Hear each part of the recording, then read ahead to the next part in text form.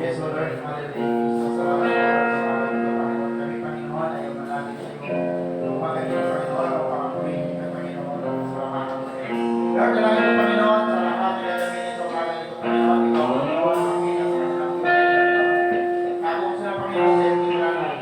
Nawa, O Lord, na ang lahat ng ito, Panginoon, ay ikaw, Panginoon, ang Lord, at hindi ang kanilang kalulas, Panginoon.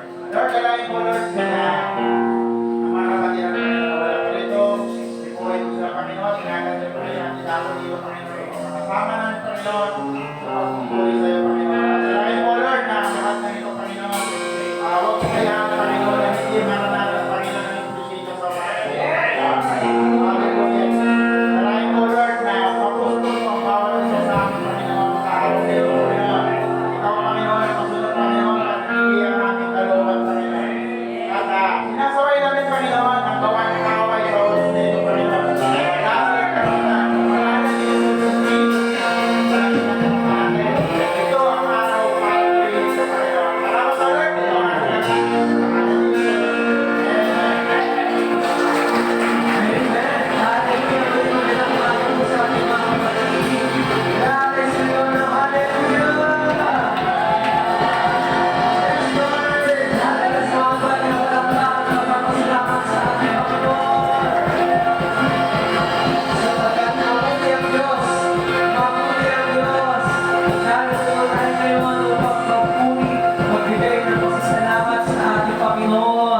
Hallelujah! Sabi natin sa awit 150 verse 6, lahat ng kaibigan, lahat ng kilala, magpuri sa Diyos, magpuri sa Diyos. Ito ang para sa natin upang ibigay, itaas, ang mataas, magpuri at magsama sa ating nais na mapapagalitan ng Panginoon. Hallelujah!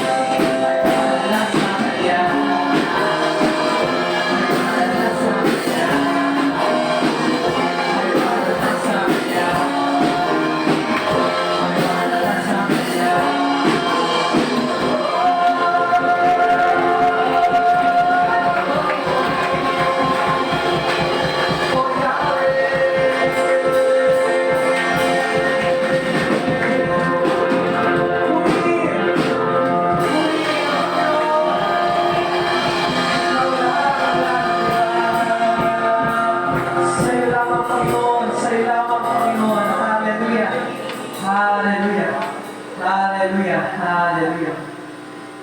Purihin ka, Panginoon.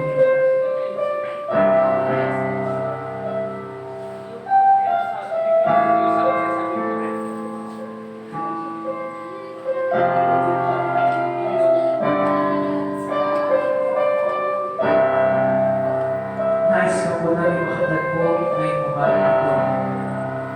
Ang iyong presensya, ang iyong kabanalan, kadakilaan, kapangyarihan, ang siya aming nangihangan. Sasamba, magpupuri, magpapasalamat, magpapakumbaba, maglalapit sa iyo, Panginoon. Buong puso, buong buhay. Hallelujah.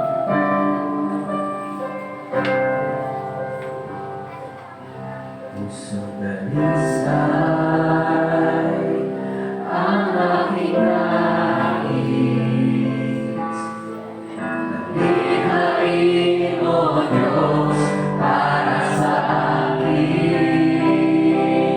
Puso dalisay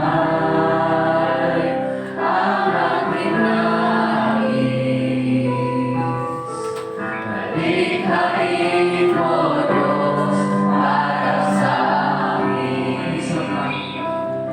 Puso dalisay ang aking nais. Naglikhain mo, Diyos, para sa akin.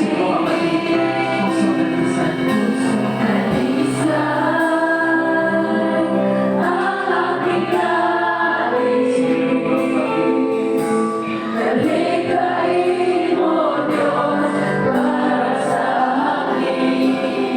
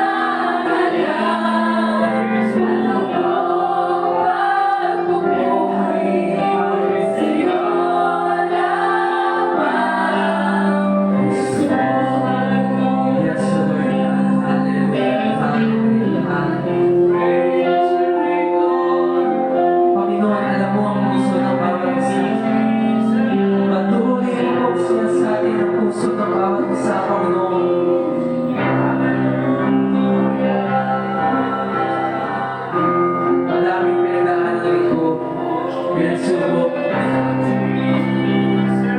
Panginoon, nais po namin malaman. Nais po namin lumapit sa iyo, Panginoon. Lumalugan kami. Isang pusong tapat na sa iyo ay nagmamahal. Ikaw lamang, Panginoon, ang pinaka.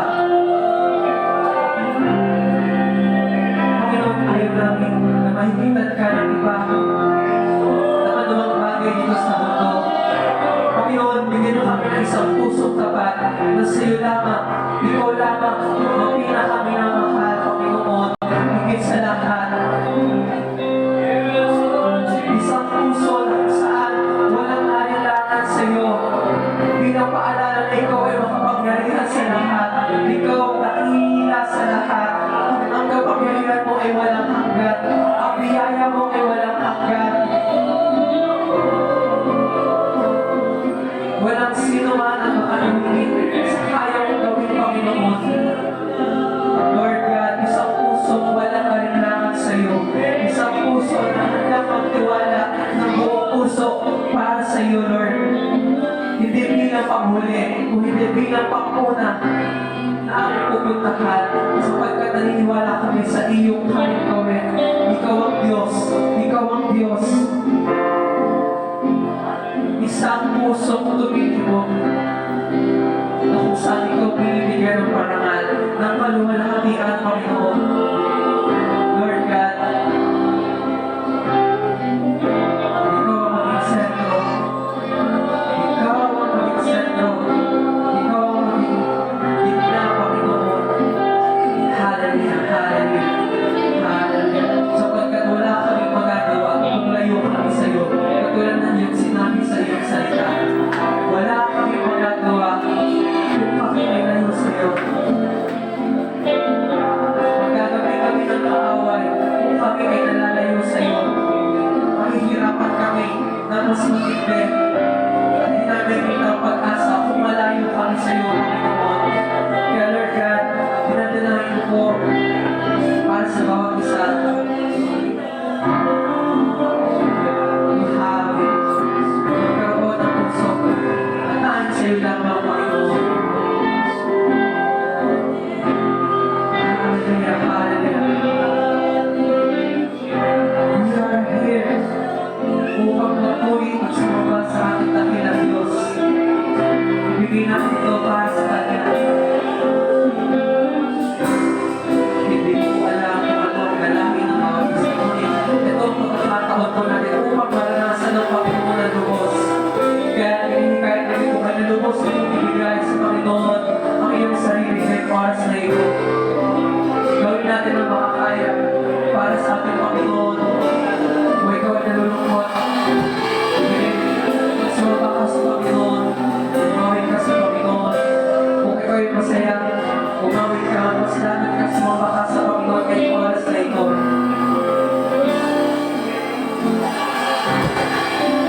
Katulad ng babaeng dinudugo nang siya ay lumapit sa ating Panginoon, sa gitna na napakaraming tao, ang kanyang pananampalataya. Ay ganoon din, kumain natin gawin ngayon oras na ito. Meron din, meron tayong sasabihin sa Panginoon, meron tayong ilalapit sa Panginoon. Ibigay mo natin para sa Kanya, lumapit tayo sa Kanyang kapanalan, lumapit tayo sa Kanyang kapagalihan. At sa gayon ay maranasan natin ang Kanyang presensya, Kanyang kagalingan, ang Kanyang kalakasan, ang Kanyang pag-asa para sa bawat isa. Hallelujah, hallelujah. Purihin ka, Panginoon. Lord, I pray, Lord, bigay mo na lakas sa mga kapatid to speak your name. Bigkasin ang iyong pangalan, sabihin ang iyong pangalan. Bigkasin ang kayang pamulit pagsamba sa umagang ito. Hallelujah, hallelujah, hallelujah. Surrender. Bigay ng puri ng sa ating Panginoon.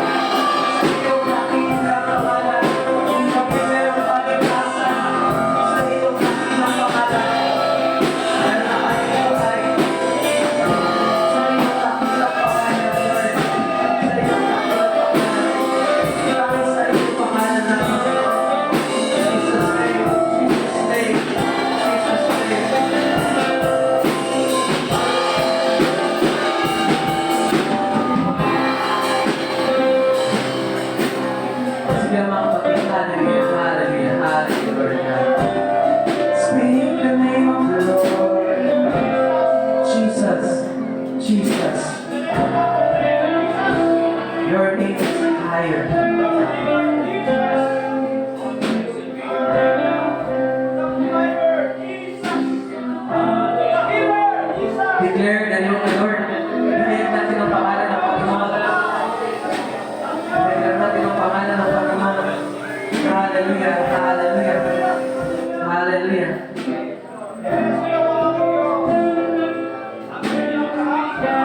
The Lord knows your heart. Alam ng Panginoon ang iyong puso. Alam ng Panginoon kung ano yung mga bagay na meron ka ngayon.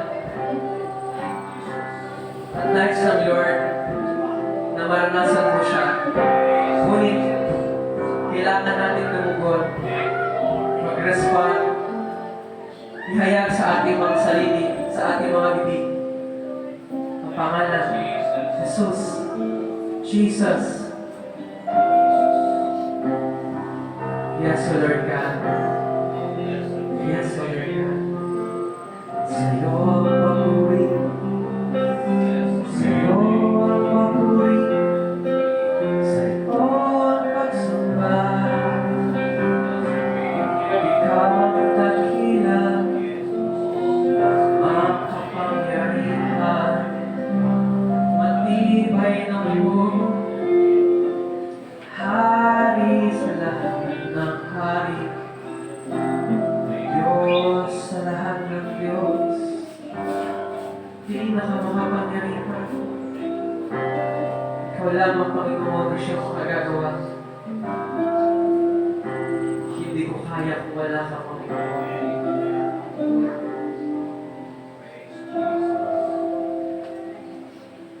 Salamat, Lord. We pray, Panginoon. Hallelujah. To bless us, Lord. Patuloy sa aking mga kapatid niya umaga ko sa gawain na ito, Lord. And I pray, Lord, na talaga uuwi kami, Lord. And may blessing na dala. Hallelujah, hallelujah, hallelujah. Salamat, Panginoon. Salamat, Panginoon. Muli, bigyan po natin ang palakpak.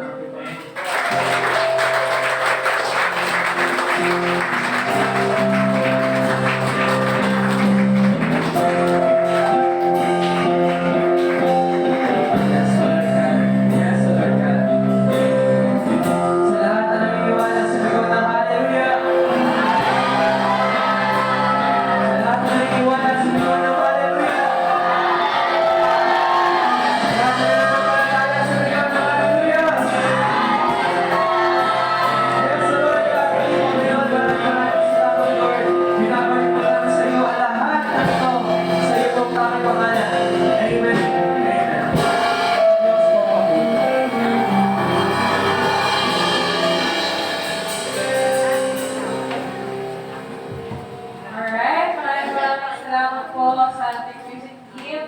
So ayan, dahil po first Sunday of the month, ayan, hindi po muna tayo magkakaroon ng ating mga patotoo ngayong linggo.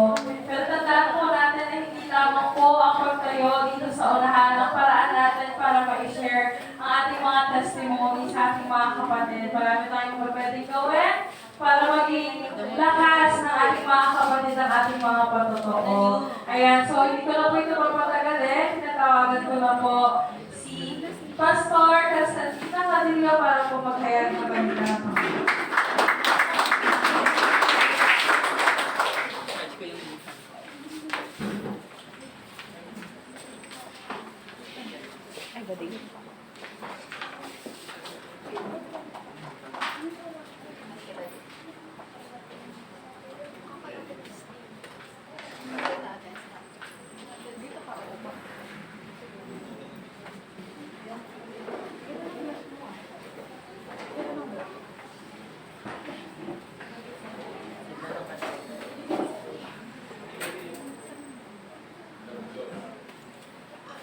Look.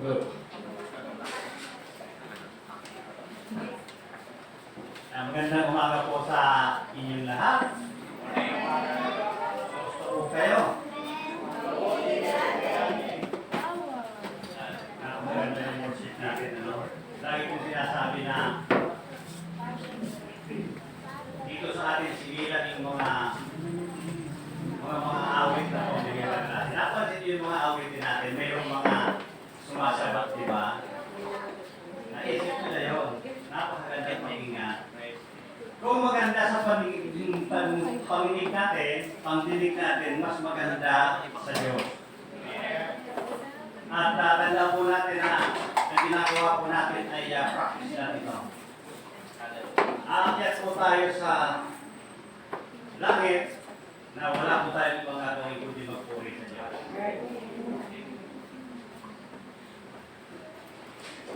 Hallelujah.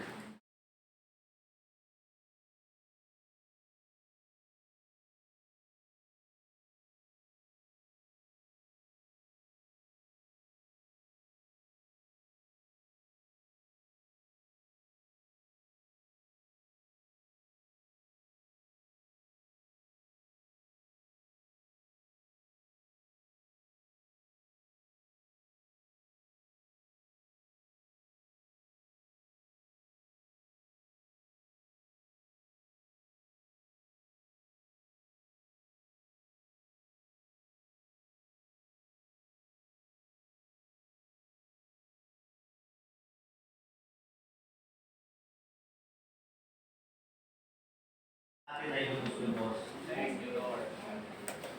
Ang isishare ko po sa inyo ngayon ay tungkol po sa tingnan naman natin. Sige. Pakita mo.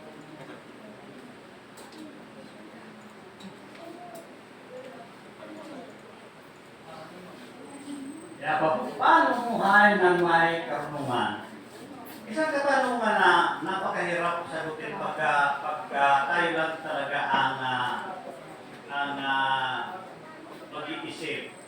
Dito sa mundo, para maging marunong ka, mag-aaral ka na mabuti, maging matalino sa eskwelahan, at depende sa kurso na kukunin mo. Kapag ikaw siguro ay abogado, sasabihin marunong yan. O, lahat ng mga kurso na medyo matataas, sinasabi na marunong pag dito sa mundo natin. Pero sa Diyos po ay iba. Ang laki po ng kaibahan. Kaya, isishare ko po sa inyo kung ano po ba talaga o paano po mamuhay ng may karunungan. Hanapin muna natin. Yan. Paano mamuhay ng may karunungan? Yan.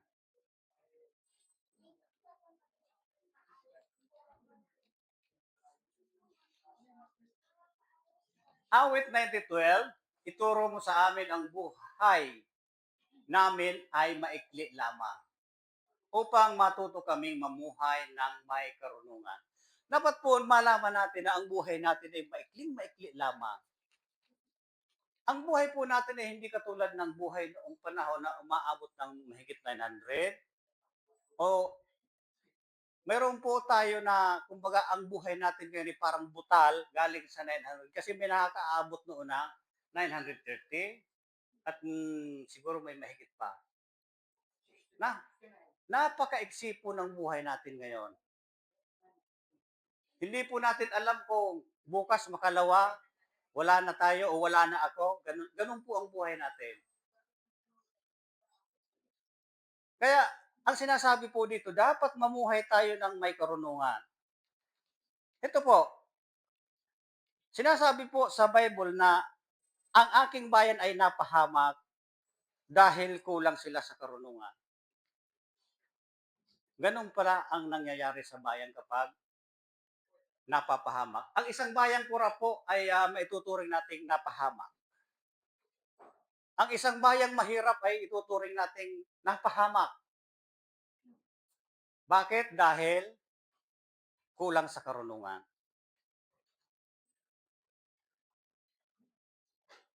Mayroon po akong verse na hindi ko na isinama yan para po lubos nating maunawaan kung ano po ba talaga ang buhay natin dito sa mundo. Tingnan natin.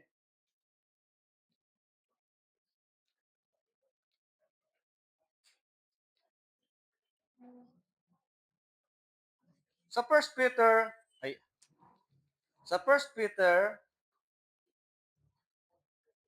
1:24, ayon sa kasulatan, ang lahat ng tao ay tulad ng damo. Tayo po ay inahalin tulad lamang sa damo. Yung damo po, kung matatandaan po natin, wala pong damo na nabubuhay ng matagal. Dahil kung siguro matagal ang buhay natin, ihahalin tulad tayo sa punong kahoy. Sa damo, gaya ng bulaklak nito, ang lahat niyang karektan, ang damo ay nalalanta at kumukupas naman ang bulaklak. Ganun po tayo. Kung makikita po natin na malakas tayo ngayon, hindi natin alam, baka bukas makalawa, wala na tayo. At ito pong mga bagay na ito kapag napag-uusapan, parang sinasabi po natin, ano ba naman yan? Hindi ganyan ang usapan. Mayroon na po ba sa atin na nakipagkumustahan? O, kumusta brother? Kailan kaya tayo? Wala pang ganun, di ba? At kung mayroon man sigurong gumawa niyan, sasawayin ng isa. Huwag namang ganyan, brother. Di ba? Kailan kaya tayo mamamatay? Wala pa, di ba? Pero hindi pala masama yan. Kasi ikaw pala, kapag ikaw ay nagtanong ng ganyan o nagsabi ka sa kaibigan mo ng ganyan, maituturing pala na ikaw ay namumuhay ng may karunungan. May karunungan. Kaya nga, ang buhay natin ay parang, kumbaga sa calculator, madali lang bilangin, di ba? Halimbawa ako, 60 na ako ngayon halimbawa, mabubuhay pa ako ng 10 taon, 70, patay na, di ba? Napakadali. Kasi, i-multiply mo lang naman eh. Isang taon, malalaman natin kung ilang araw tayo, ilang oras, ilang minuto, napakadali. Sino ba dito ang teacher? Ganun po ang buhay natin. Kaya dapat tayong mamuhay ng may karunungan. At ito pong mga talatang babasahin ko sa inyo, isa pong makasaysayang talata ito kasi ayon po sa Bible, ang nagsulat po nito ay si Moises. Sinasabi po na ang aklat ng awit ay hindi lahat awit ni David. Pinakamatanda awit po itong tinatalakay natin. Awit 90.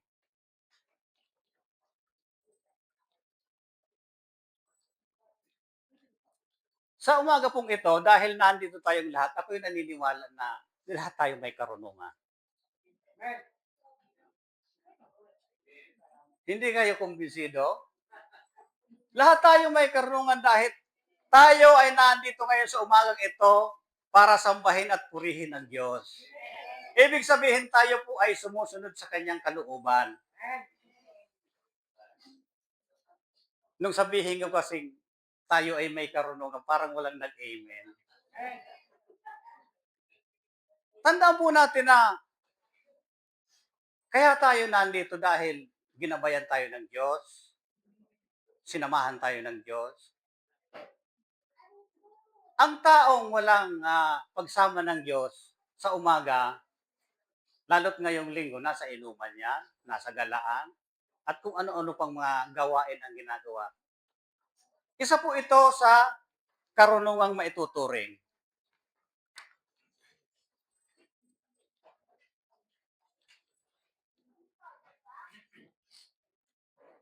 Yan. Meron po akong tatlong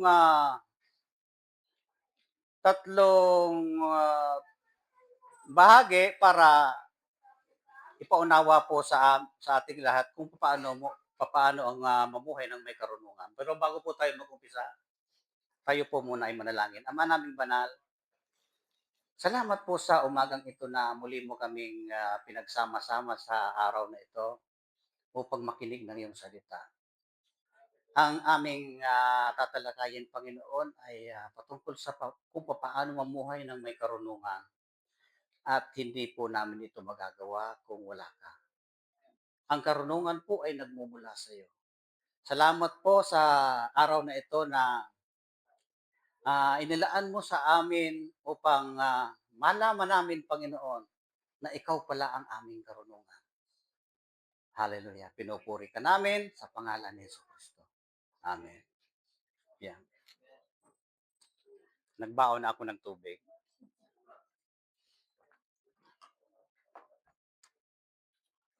Yan. Una, para mamuhay ng may karunungan, unawain na ang buhay ay maiksi lamang. Karamihan kasi sa atin ay parang kampante lang, di ba? Ako, nangyari sa akin yan. Kung hindi pa si Brother William, hindi pa ako maging marunong. Kaya maraming salamat sa mga taong nagiging ilaw at asin ng sanlibutan. Huli na ang lahat, pero heto, halos kumbaga, nakahabol din. Pero dapat noon pa, di ba? Nakahabol din.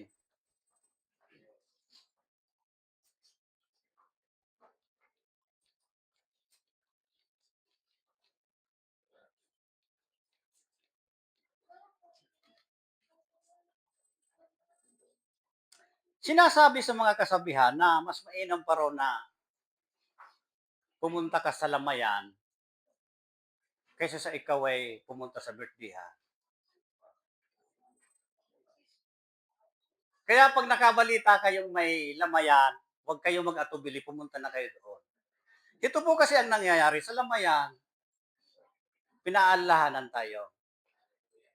Hindi man ako nakapag-share sa lamayan, pero lagi akong sumasama kay Pastor. Ang sabi ni Pastor, maikli lamang ang buhay natin. Yeah. Kaya dapat tayong sumunod sa Diyos, manampalataya sa Diyos para tayo ay maligtas. Ganun lagi ang sinasabi niya. At mayroon pa siyang mga katanungan. Ikaw, brother, kung ikaw ay mamatay ngayon, alam mo ba kung saan ka pupunta? Palibasa hindi nga Kristiyano, hindi makasagot. Dapat tuloy-tuloy po ang sagot natin, sa langit! Sa langit tayo pupunta.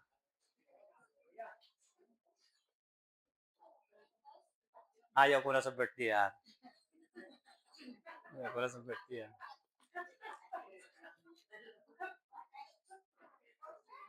Paalala lang po, kung minsan kasi may mga lamayan na wala namang mga pastor na pumupunta, Cara Cruz ang makikita mo doon.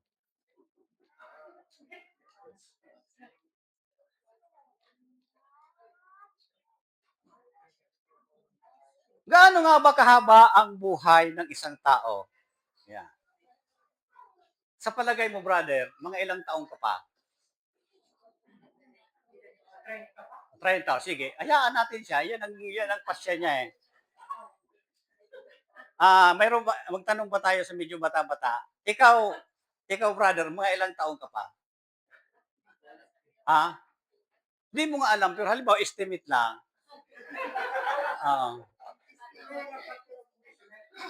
Mahirap sagutin, pero ang sinasabi dito,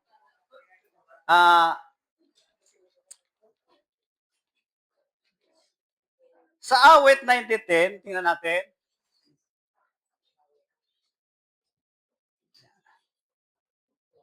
Yan. 70 taon ang inilaan mong buhay sa amin.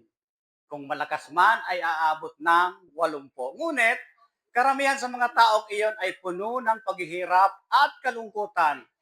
Mabilis na lumilipas ang mga taon at kami nawawala. 70 years lang po ang inilaan ng Diyos sa atin. Nagdidelikado na ako pala, ano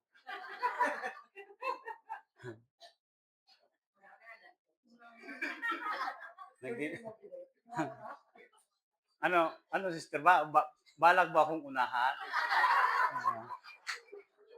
70 taon po ang inilaan ng Diyos sa atin.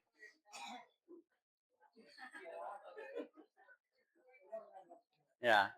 Kaya dapat po tayong maging marunong o magkaroon ng karunungan na mula sa Diyos. Ano pa? Ayon po kasi sa pag-aaral, ang average ng buhay ng tao sa Pilipinas, lalo sa babae, umaabot din naman ng 72. At sa lalaki ay 70. Pero kagaya nga ng sinasabi dito, kung malakas, humihigit pa. Ngayon, mayroon din pag-aaral sa buong mundo na ayon pala sa pag-aaral naman, yung pangkalahatan na, ang pinakakulilat na buhay ng tao sa mundo ay mga taga Nigeria.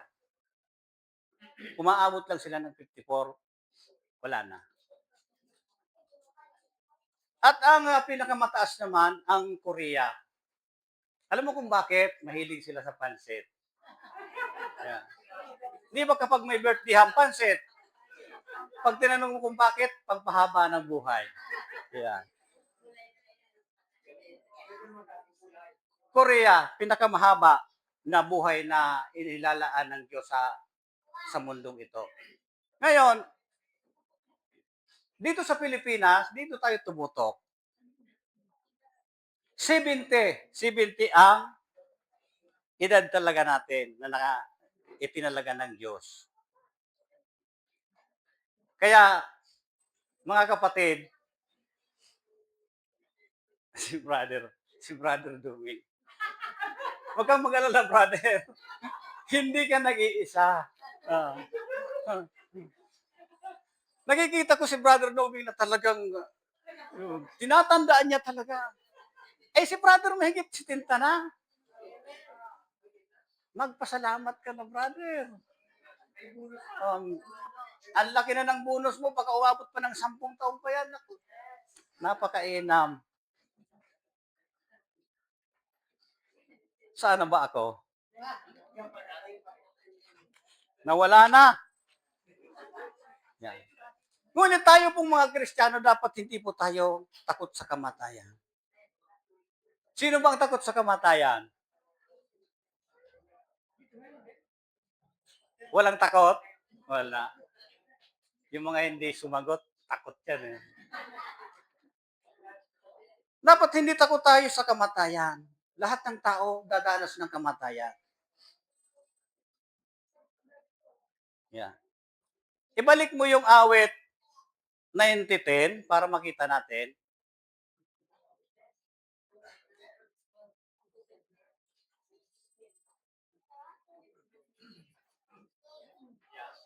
Yeah.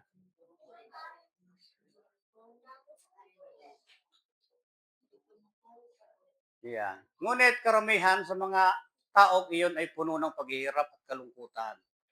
Mabilis na lumilipas ang mga taon at kami nawawala.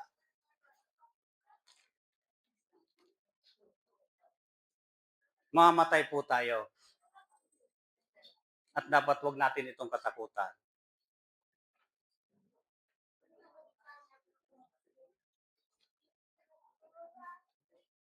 Pero hindi po yan ang dapat pag-usapan natin kasi may Diyos tayong inaasahan. Tingnan natin sa awit 93. Yan. Ibinalik mo ang tao sa alabok. Sinasabi mo, bumalik kayo sa lupa o mga tao. Si Lord po ang nagpapasya dahil siya po ang lumikha sa atin sa pamagitan ng alabok. Siya rin po ang babalik sa atin sa alabok. Parang malungkot ang tema ko ngayon.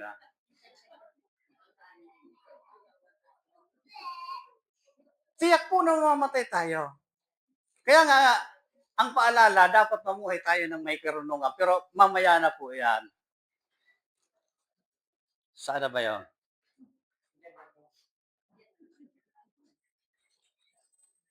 At ang Diyos po ay hindi mainipin. Tingnan natin sa awit 94.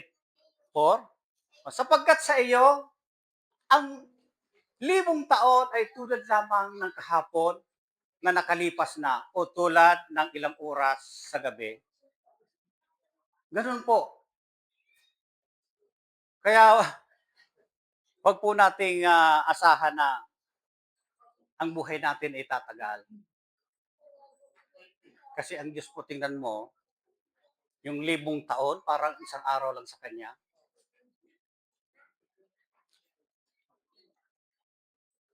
Sa verse 5,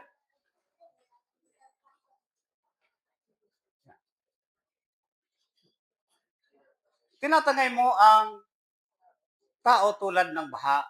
Sila'y tulad ng panaginip sa umaga tulad ng damong tumutubo. At sa verse 6, tingnan natin, sa umaga ay tumutubo at sariwa, ngunit sa hapon ay natutuyo at nalalanta. Nalalanta. Siguro, sabihin natin ang mga kabataan ngayon ay sumisibol, di ba? Pero sa katulad ko parang nalalanta na. Nalalanta na. Pero alam nyo ba na kapag nasa Lord ka, sabihin na natin alam mo na ikaw ay mamamatay, parang kampante ka pa. Kasi nga ang tunay na Kristiyano hindi takot sa kamatayan. Yan po ang tanda natin. Ito ang pinakamaganda. Dahil maiksi lang ang buhay, dapat at matuto po tayo magpatawad. Hindi po lingid sa akin o sa bawat isa sa atin na lahat tayo may mga nakukuhang katampuhang kaaway o kagalit, di ba? Matuto po tayo magpatawad. Yan ang pinaka-the best. Isa sa gawain ng taong may karunungan. Magpatawad. Kaya nga ako minsan, pag halimbawa, galit sa akin yung asawa ko, hindi pa man siya nakakatapos ng sinasabi niya sa akin hindi ko gusto, pinatatawad ko na siya. Sa isip ko lang yung sabi ko, pinatatawad na kita. Pero masama ang tingin ko sa kanya kasi bakit ginagawa niya sa akin yung asawa niya ako?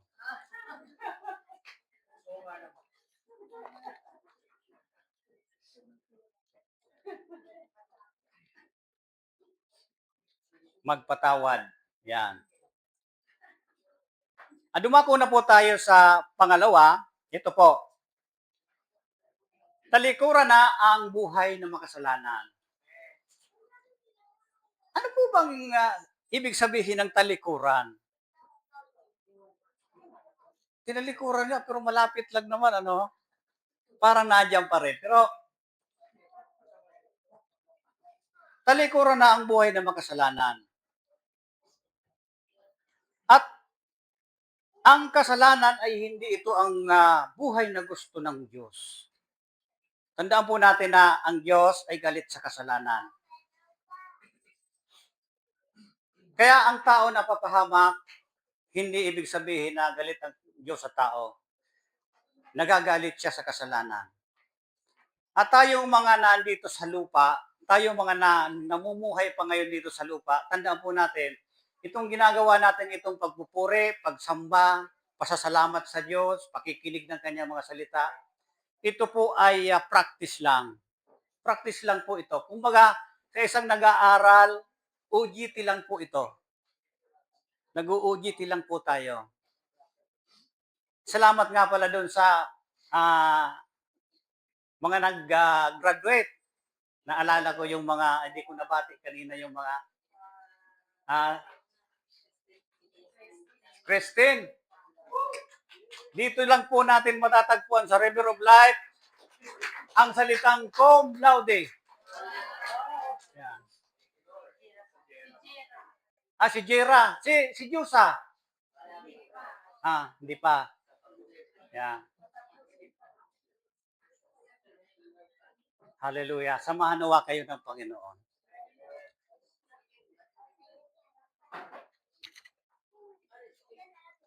Hindi ito ang buhay na gusto ni Kristo sa atin. Ang makasalanan. Kaya, talikuran na po natin ito. Tandaan po natin na tayo ay may susunod na buhay. Pagkatapos po ng buhay na ito, kung tayo man po ay naririto humihinga, yung iba nakangiti, yung iba nakamasidla,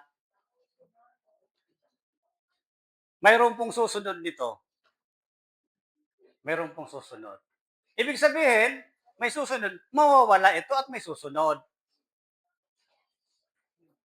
Dapat po alagaan natin kasi baka walang sumunod, Malamang po na kapag ang isang tao o isang Kristiyano ay hindi tunay Kasi may tunay, may hindi. Pag hindi tunay, malamang na walang kasunod na buhay na ibibigay ang Diyos.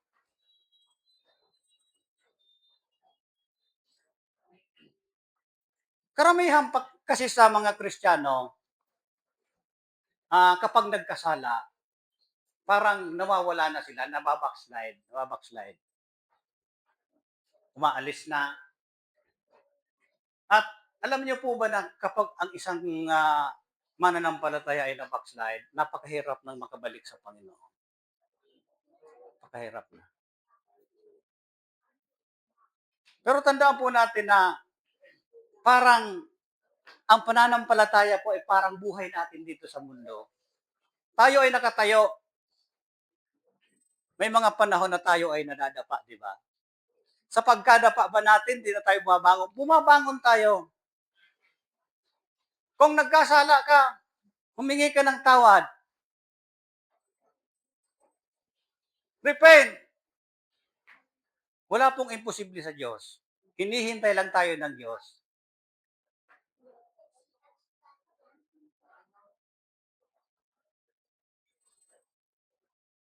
May pag-asa pa tayo. Sabihin mo nga sa katabi niyo, may pag-asa ka pa. May pag-asa po tayo. Ang Diyos ang nagbibigay sa atin ng pag-asa, hindi yung sarili natin. Kaya pag nadapa ka, bangon agad. Ito ang pinakamalaking problema kasi ng tao, ang kasalanan. Dahil namumuhay tayo ngayon sa mundong itong makasalanan, hindi tayo exempted.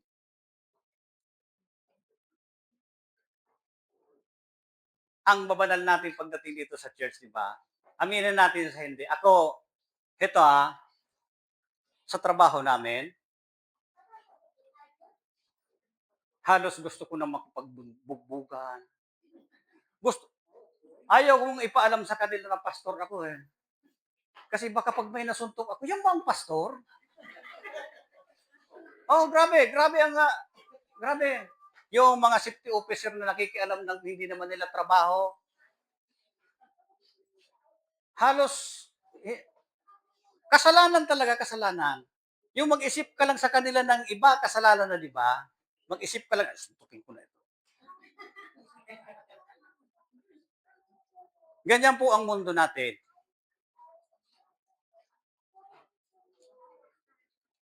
Pero may pag-asa pa tayo. Yeah. Tingnan natin sa awit 98, 90 verse 8. Yan na. Inilalagay mo sa iyong harapan ang aming mga kasalanan. Maging ang mga lihim naming gawa ay nakikita mo. Wala po tayong maitatago sa Diyos. Kaya sasabihin mo na hindi ako magsisisi kasi hindi naman alam ng Diyos. Hindi ako magsisisi kasi kaunti lang naman yun eh. Pinagbantaan ko lang naman. Alam ng Diyos ang lahat. Maging ang buhok natin bilang niya.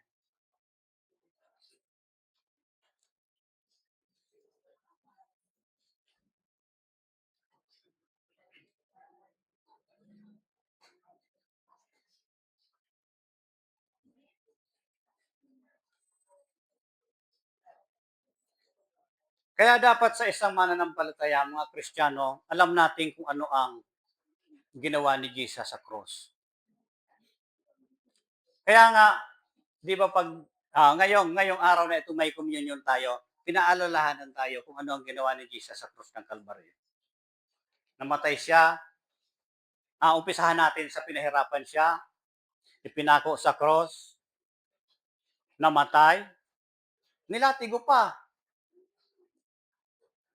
namatay, at inilibing, muling nabuhay.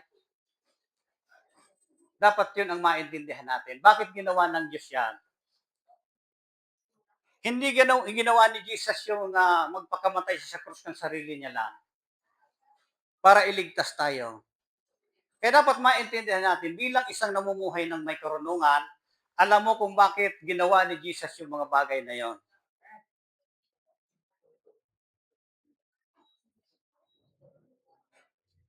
At kung maiintindihan natin yan, may isasabuhay natin yan, ito na naman, kapag namatay tayo, patay na naman. Pag namatay tayo, haharap tayo sa Ama ng katulad ni Jesus. Amen ba? Parang hindi kumbinsido. Haharap tayo sa Ama ng katulad ni Jesus. Pag nakitang dalisay na dalisay ang puso natin, bagamat makasalanan tayo, ngunit tayo humingi ng tawad, ang tingin sa atin ng Ama ay parang si Jesus. Si Jesus ang nakikita sa atin.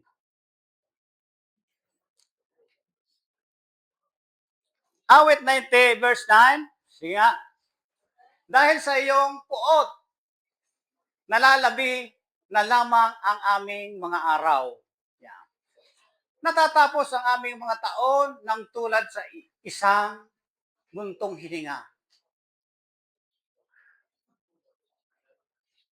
Dahil sa kanyang puot, kaya dapat mamuhay tayo ng hindi tayo sakop ng puot ng Diyos.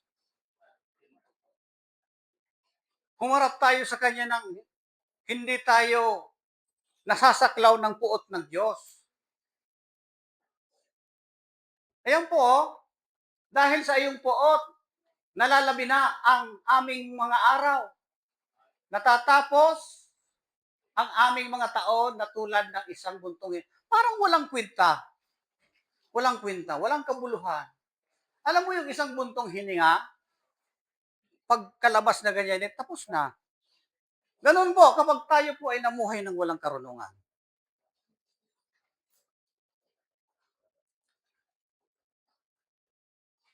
Tandaan po natin na ang Diyos po ay hindi galit sa tao. Kung tayo man po ay pinarurusahan ng Diyos, hindi po sa ating galit ang Diyos. Sa kasalanan. Galit na galit po siya sa kasalanan. Kaya nga po tayo tinuturuan dito kung bakit may mga preaching na ganito, kung bakit tayo ay nagsasama-sama at nakikinig ng salita niya. Dahil para makaiwas tayo sa puot ng Diyos. At ito ang tanda natin bilang mga Kristiyano. Huwag na huwag po tayong mamroblema sa kamatayan. Minsan kasi mamroblema ka rin sa mundo natin, lalo't may kasama ka sa bahay na alam mo nang mamamatay, di ba? Mamamatay na si Lula o si Lulo. Saan kaya ako kukuha ng panggastos nito? Ang mahal mamatay. Tinatanong ko yung mga namatayan, katulad nila, brother, nako. Kaya nga minsan nasasabi ko, dapat hindi na ako mamatay para hindi na gumastos yung pamilya ko. O katulad ni Enoch na kinuha ng Diyos. Rapture.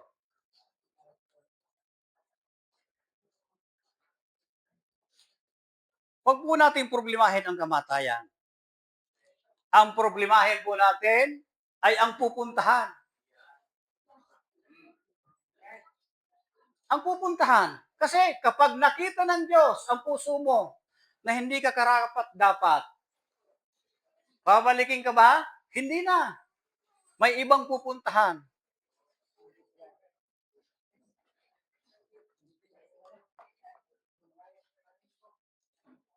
May iba tayong pupuntahan. Sa verse 7, ilagay mo ayan. Natutunaw kami dahil sa iyong galit at natatakot kami sa iyong matinding puot. Kumbaga parang talagang wala kang maiharap sa kanya. Alam mo yung pinagalitan ka ng teacher mo na hindi ka nagbigay ng assignment? Yung nakaganong ka sa tabi, hiyang-hiya ka, pati mga ka-eskwela mo pinagtitinginan ka. Ganon yan. At ganon din sa trabaho, yung nag-tiles ka ng isang buong CR, pagkatok ng amo, puro ka pa. Ano ka ba? Tile sitter ka ba? Hiyang-hiya ka ngayon.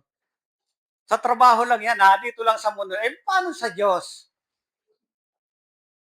Yan, natutunaw kami dahil sa iyong galit. At natatakot kami sa iyong matinding puot.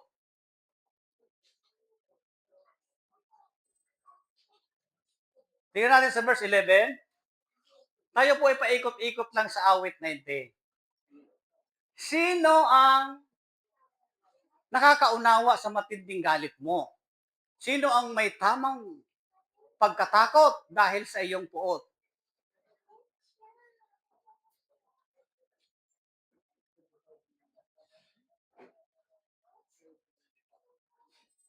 Christian, church, may pag-asa pa tayo.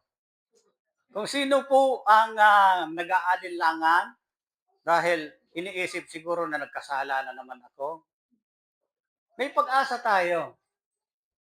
At ang pag-asa natin, itong mga ginagawa natin. Tandaan po natin na practice lang itong ginagawa natin. Wala tayong ibang gagawin sa langit, kundi magpuri sa Diyos. At ang napakaganda sana ang pwedeng mangyari sa mga Kristiyano yung dapat na manguna sa church, yung mga tatay. Ang nakakalungkot lang, pag tiningnan mo galing sa unahan, ang makikita mo puro nanay. Hindi ko sinasabing marunong ako kasi ako ang nanguna sa amin. Hindi ko sinasabing ganun ay kung wala pa sa akin nag-imbita, hindi naman ako mapupunta rito eh. Kasi sinasabi na kapag ang tatay ang unang nakakilala sa Diyos, buong pamilya kasama na. Naniniwala ba kayo? Kasama na. Ang hindi lang tama sa mundo natin ngayon, baliktad yung nanay. Yung nanay ang sabagay, kung nanay naman na sinusunod ng mga bata, pwede rin. Pero ang pinaka-importante talaga tatay. Yung mga tatay na binago na ng Diyos. Ha? Hindi yung tatay na basta lang tatay. Buong pamilya dapat kasama ng tatay. Minsan, yung anak pa ang humihikayat sa tatay. Eh. Yun ang napakahirap. Sasabihin ng tatay, sino ka ba? Anak lang kita. Yan. Sa totoo lang kasi napakahirap kumbinsihin ang tao pagdating sa Diyos. May nakausap akong pastor, matandang pastor na, may binigay siya sa aking porsyento. 1%. Isang porsyento lang. Maghanap ka ng tao, hikayatin mo patungo sa Panginoon. Akayin mo sila. Sa 100, isa lang daw ang sasama.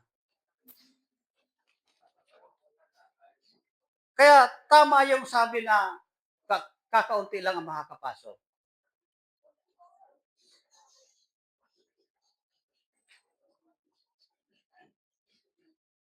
Yeah. Tayo mga Kristiyano, alam natin na ang Diyos ay galit sa kasalanan. Alam na alam natin yan. Kaya nga, takot na takot tayo sa Diyos, di ba, magkasala.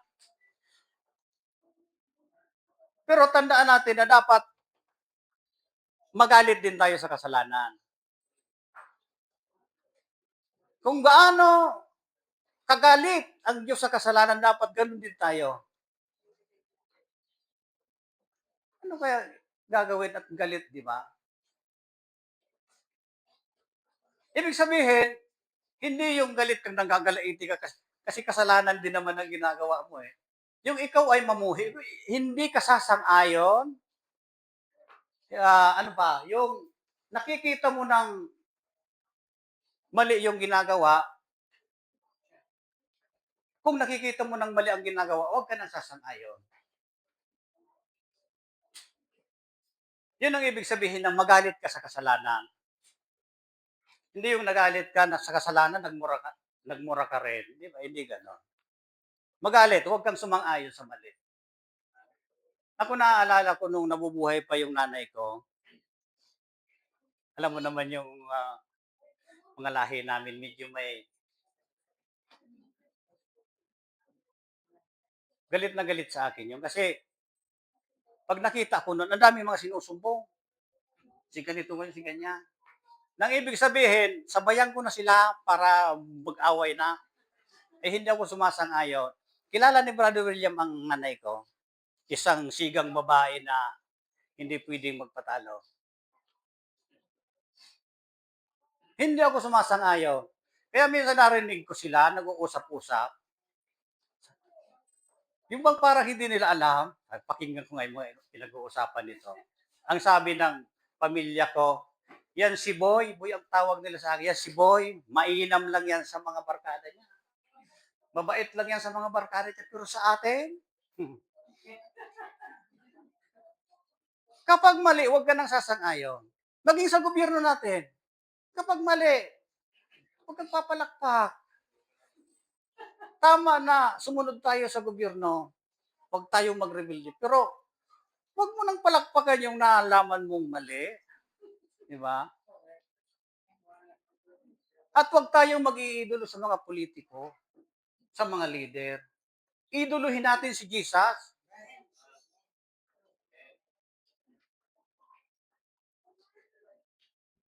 Kaya kung nasaan man yung nanay ko ngayon, de, nang, alam mo yung nanay ko nung mamatay siya, yung bago siya mamatay, tumanggap siya sa Panginoon. Ngayon, may mga katanungan din kasi yan. Totoo kayang tinanggap niya ang Panginoon? O baka sa bibig lang, di ba? Kaya, lagi akong sinasabi na ang Kristiyano may tunay, may hindi. Sana naman totoo yung pagtanggap niya. At makakasama namin siya sa paraiso.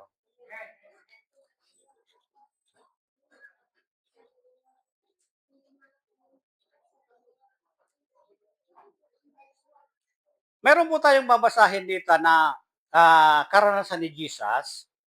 Nung po siya ay, kumbaga bago lang siyang magbiministeryo. Ganito po ito. Tingnan natin sa Mark 1:9. Yan na. Pagkaahon ni, yan na ba yun? Sa 9, meron ka bang 9? Walang 9? Yan. Ayan, ilagpasan na natin yon. Yan. Ayan na.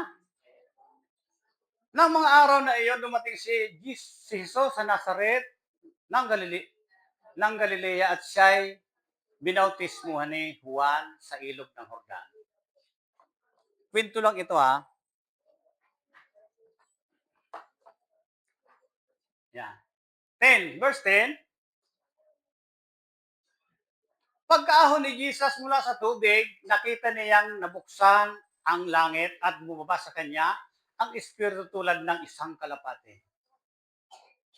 11. Yan.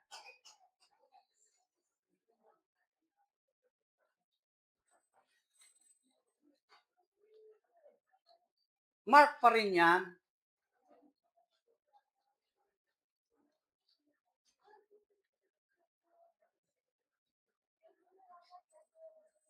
Yan, Mark 12 pala. Pagkatapos nito, agad siyang pinapunta ng espiritu sa ilang. Next.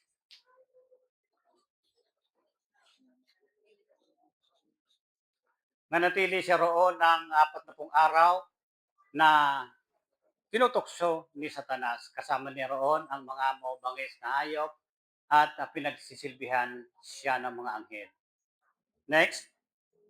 Pagkatapos, dakpin si Juan, pumunta si Jesus sa Galilea at ipinangaral ang mabuting balita mula sa Diyos.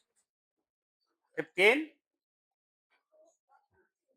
Ito po yung unang ministeryo ni Jesus. Ano po yung pamagat ng ating pinag-uusapan? Talikuran na ang buhay na makasalanan. Ito po yung sinasabi niya dito. Ilagay mo sa 15. Yan. Sinabi niya, dumating na ang takdang panahon at malapit na ang kaharian ng Diyos. Magsisi kayo at sa inyong mga kasalanan at maniwala sa mabuting balita. Yan po ang unang ministry ni Jesus. Magsisi na kayo. Ibig sabihin, talikuran na ang mga kasalanan at maniwala sa magandang balita. Naniniwala po ba kayo sa magandang balita? Binabasa po ba natin to?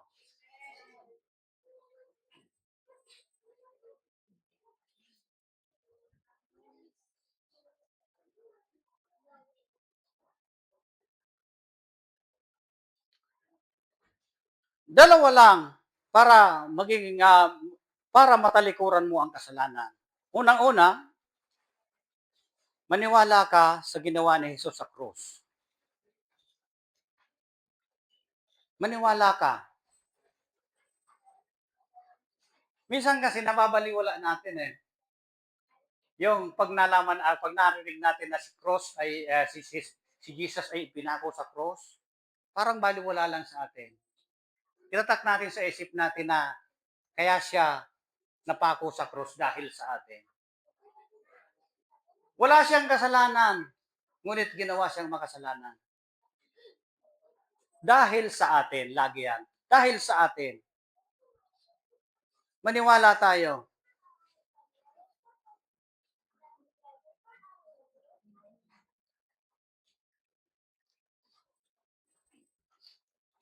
At kailangan magsisi tayo ng totohanan. Totohanan. Hindi yung nagsisi tayo ngayon, itutuloy natin bukas. Hindi ito teleserye para may susunod pa. Tandaan po natin na si Jesus po ay hindi na babalik dito para muli tayong iligtas. Ito na po ang pagkakataon. Repent. Katulad ng pinangaral ni Jesus. Magsisi, talikuran ng kasalanan.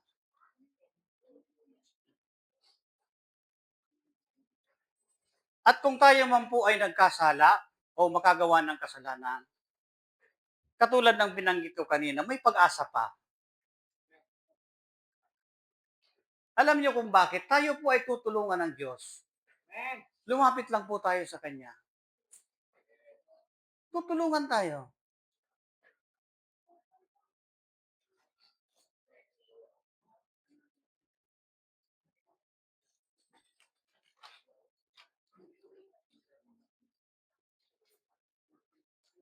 Yan po.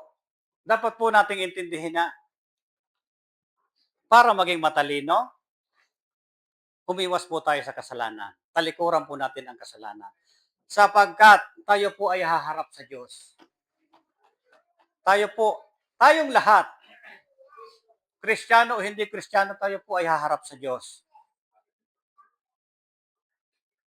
Dapat ang maririnig natin doon pagharap natin sa Diyos, ano yon? Well done.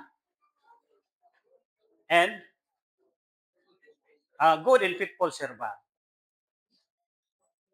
Ganun po ang maririnig dapat natin. Hindi kita kilala. Lumayas ka. Saan ka pupunta? Wala namang ibang pupuntahan, dalawa lang, di ba?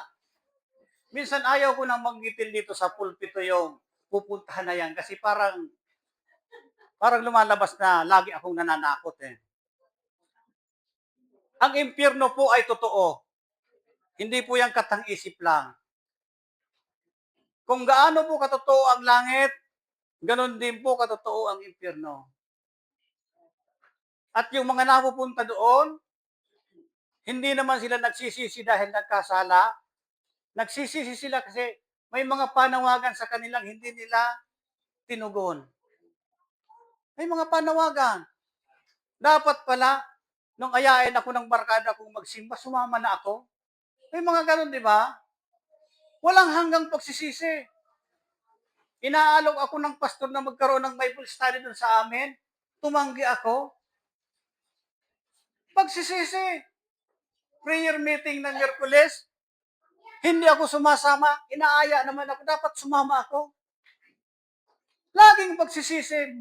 Walang hanggang pagsisisi ang mararanasan natin sa impyerno. Pinagpipreach ako ni pastor. Tumanggi ako kasi parang kinakabahan ako. Yan po ang mangyayari sa atin, puro pagsisisi. Maalala natin yung mga dapat gawin na hindi natin nagawa.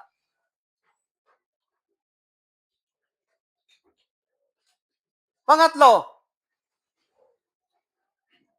alalahanin na Diyos lamang ang mananatili hanggang wakas. Ito po, dati po na talakay ko na sa inyo itong mga mga araling ito. Ngayon po, nakasama na naman ngayon. Yeah. Alalahanin natin na wala namang ibang mananatili kundi ang Diyos. Mawala na itong mundong ito, naririyan pa rin ang Diyos. Mawala ang lahat, naririyan pa rin ang Diyos. Mawala na tayong lahat, naririyan pa rin ang Diyos. Kaya lagi tayong lugi sa Diyos. Anong gagawin natin? Di sumuko tayo sa Diyos, manampalataya, manalig tayo sa Kanya. Paniwalaan natin ang ginawa ni Jesus sa cross. Magsisi tayo sa ating mga kasalanan.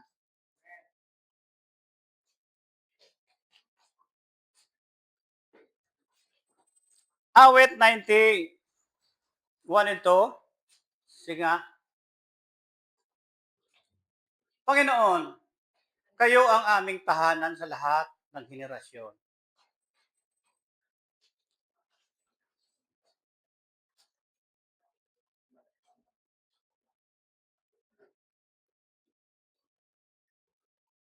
Bago po manilikha ang mga bundok o mabuo ang daigdig at ang mundo, mula pa noong walang hanggan sa walang hanggan, kayo ang Diyos. Hindi magbabago ang Diyos.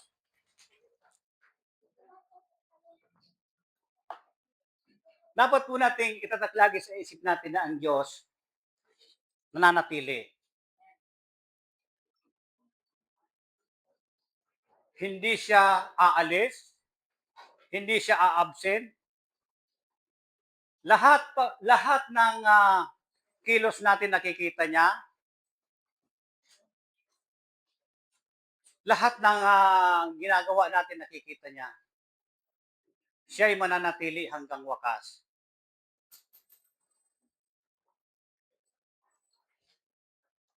Napakarami po sa panahon ngayon ang parang nag-uubos lang ng oras. Napapansin ko yung, katulad ko, nagtatrabaho ako, parang doon ko lang nauubos yung oras. Nauubos talaga. Yung iba naman, mga vlogger. Inuubos nilang oras doon. Maski mga mumunting bagay na lang. Nandito kami ngayon sa barangay ganito, nakausap namin si Kapitan at maayos naman daw ang kanyang barangay. Binablog nila yung mga mumunting bagay na wala namang kabuluhan. Inuubos nila ang oras. Yung iba naman, sa love life. Love life.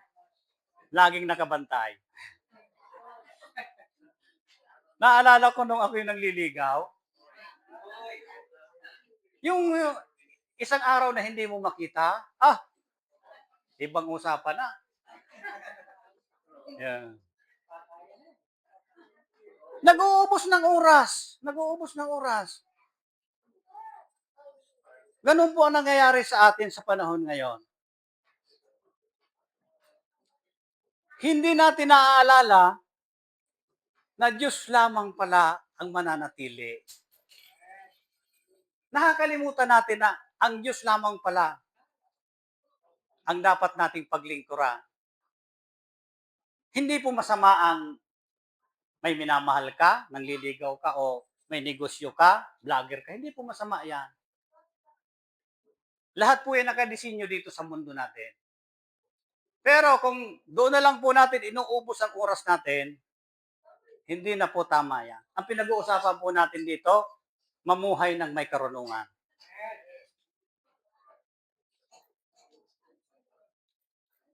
Diyos lamang po talaga ang mananatili hanggang wakas. At ang isang napakagandang ginagawa natin dito sa church, worship. Katulad ng sinasabi ko kanina, sa langit, wala tayong ibang gagawin kundi magpuri sa Diyos. Mag-worship sa Lord. Wala nang tutulong bubong sa langit. Oh, wala na kaming aayusing bubong ni pastor. Wala nang bulkasil na bibilin na maganda ang bubong natin doon. Mag-worship na lang tayo sa Lord.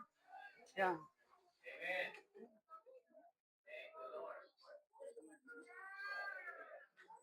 Yan ang gagawin natin doon. Kaya, kung tayo man po ay nag-worship ngayon sa Lord, pinupuri natin ang Diyos, inaawitan natin siya, practice lang po ito. Sabi sa mundo, testing lang. Yan. At kung tayo man po ay nakakaranas ng mga kahirapan, lahat po tayo nagdaranas yan, alam ko. Wala pong mayaman dito sa atin. Dahil kung may mayaman siguro ang sarap mo yumaman. Oo. Kung may mayaman siguro sa atin, hindi ganito ang church natin. Kasi mayaman ka tapos Kristiyano kang tunay. Oo. Ayon kasi sa pagmamasid ko, may mga negosyo pala na kumikita ng bilyones isang araw. Ikaw ang may-ari ng kumpanya, kumita ng 1 bilyon. Magkano ang, magkano po? Wag na nating pag-usapan yan.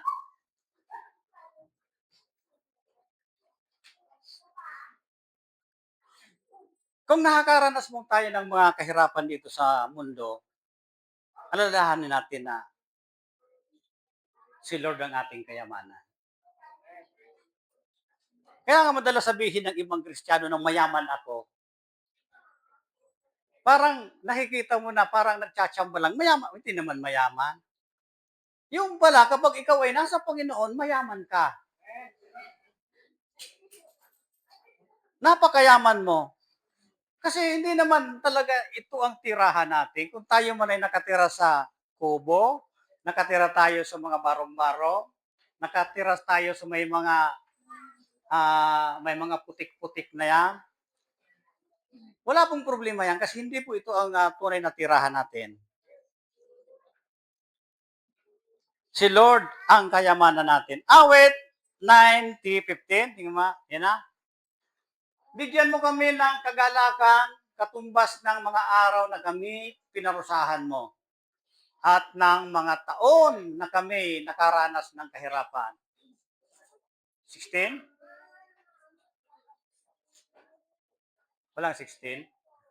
Ipakita mo ang iyong mga dakilang gawa sa iyong mga lingkod at ang iyong karangalan sa aming mga anak. Kapag tayo po ay sumunod sa Diyos, hindi po tayo lugi. Kung tayo ay tumalikod sa kasalanan, hindi po tayo lugi. Kung naaalala natin na Diyos lamang ang mananatili hanggang wakas, hindi po tayo lugi. Lagi pong panalo. At tandaan po natin na pag pinag-usapan po ang blessing, hindi po ito yung mga bigay ng mga senador. At naalala ko may paparating na naman na blessing pala mga Pilipino, yung 2,000 hanggang Disyembre. Malaki-laki. At siyempre pinipili lang yung mabibigyan. Hindi po yan ang totoong blessing. Hindi po yung purpose ang totoong blessing. Hindi po yung pensyon sa SSS ang totoong blessing. Ang totoong blessing po ay ang magsilbi ka sa Panginoon. Parang mahirap intindihin nahihirapan ka na nga, blessing pa. Hindi po, magsilbi ka sa Panginoon, yan ang totoong blessing.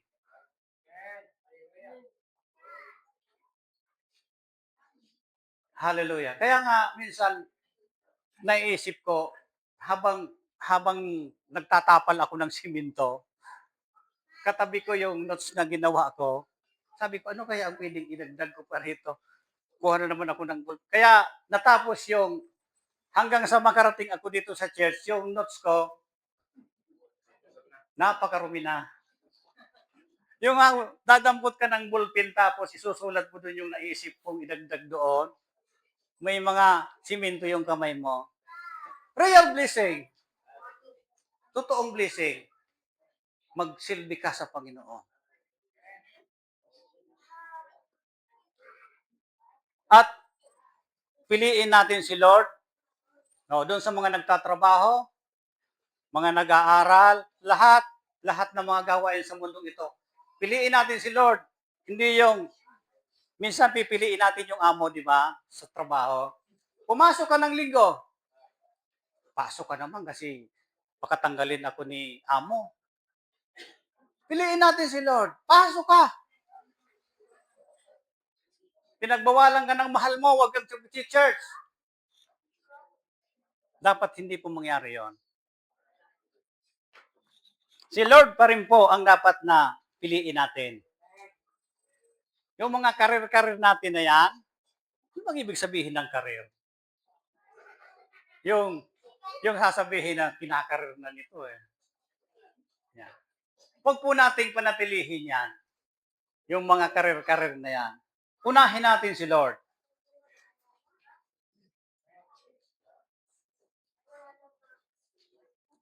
Paglingkuran po natin ang Diyos ng buong puso, buong buhay, buong katapatan, upang tayo po ay mamuhay ng may katalinuhan. Mamuhay ng may karunungan. Awit 90:17.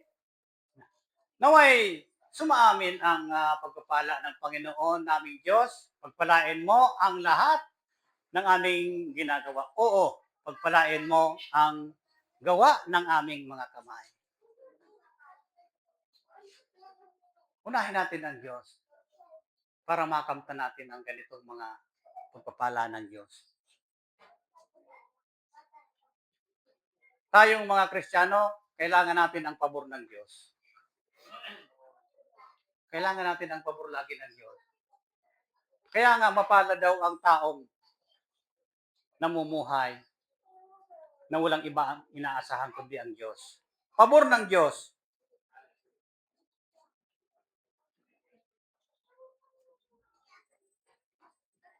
Mag-serve po tayo sa Lord. Mag-serve tayo sa Lord. Hindi lang po tayo basta lang nandito po pumapasok sa church, sasayaw-sayaw pag-worship, at kung ano-ano pa. Dapat mag-serve po tayo sa Lord. Dagdagan po natin yan. I-improve pa, improve ng improve. Katulad po ng nangyari sa amin nila Brother Jess, Elder Jess, si Elder Mike. Nag-umpisa si Elder Mike sa music ministry. Hanggang sa siya na yata ngayon ang lahat ng, siya na ang nagkuka ng sa music ministry. Siya na ang nangangasiwa. Si Elder Jess ganun din. At alam ko po na mas marami pa sa inyo ang lalabas o magiging lingkod ng Diyos.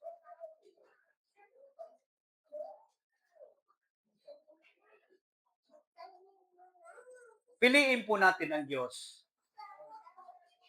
Hindi po ang mundong ito. At higit sa lahat, purihin natin ang Diyos. Purihin natin ang Diyos sa espiritu at katotohanan. Huwag po tayong mag-aalinlangan. Maniwala tayo sa ginawa ng Diyos sa krus, ng Kalbaryo, at magsisi tayo. Katulad ng ipinangaral ni Jesus, magsisi tayo at talikuran na ang mga kasalanan. Nawa po, marami kayong natutunan sa umagang ito. Nais ko lang pong sabihin sa iyo bilang pangwakas sa inyo na ang karunungan po ay hindi natin makukuha sa mundong ito. Ang karunungan po ay makukuha natin sa Panginoon, kay Jesus. Kaya patuloy po tayong lumapit sa Kanya, pagkatiwala natin ang buhay natin sa Kanya. Manampalataya, maniwala sa ginawa niya sa krus ng Kalbaryo. Maraming salamat po. Dito po nagtatapos ang ating preaching. At